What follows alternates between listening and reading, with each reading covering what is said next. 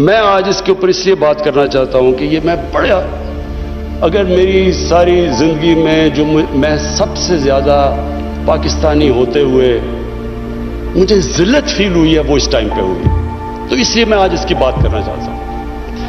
हमने फैसला किया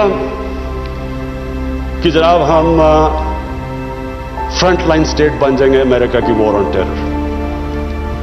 मैं उस वक्त, एक सीट थी मेरी, तब भी मैं बार बार कहता था कि इससे जंग से हमारा ताल्लुक क्या है।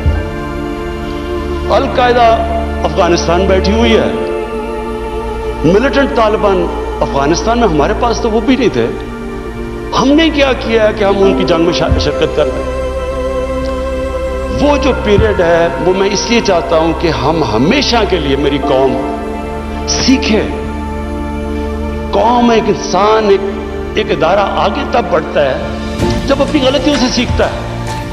वो जो हमने हिमाकत की, मैं ये चाहता हूं कि मैं पीरियड आपको, क्योंकि मैंने शिरकत की उसमें, वो जब मीटिंग्स हो रही थी, जब वहां फैसले किए गए, फैसला ये किया गया कि नहीं जी, अमेरिका बड़ा नाराज है। लफ्ज इस्तेमाल किया गया जो उस मीटिंग में होंगे, वुंडेड बेयर है, किस तरफ भी हाथ मार देगा, हमें कुछ भी कर सकता है, इसलिए हमें उसकी मदद करनी चाहिए। हाँ, मदद करें, दहशतगर्दी हुई थी, हमें उनकी मदद करनी चाहिए। लेकिन जो हमने किया उसके बाद, कोई कौम किसी और की जंग में शिरकत करके 70,000 अपने लोगों की कुर्बानी देती है।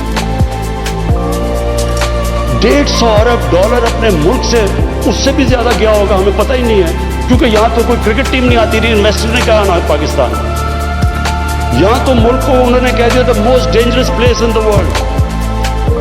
तो हमने जो वो कहते रहे हम करते गए। एक टॉमी फ्रैंक्स, उनका कोई जनरल था, उसकी किताब मैंने उसमें सेंटेंस पढ़ा। उसने कहा कि we knew Musharraf was vulnerable so we kept pushing him.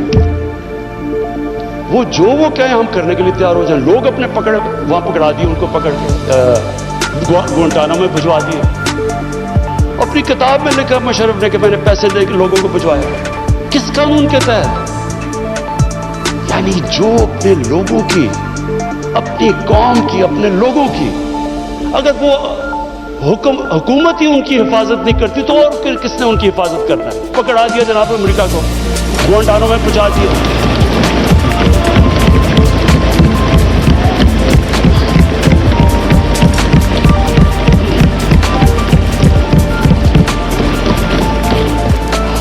और यहां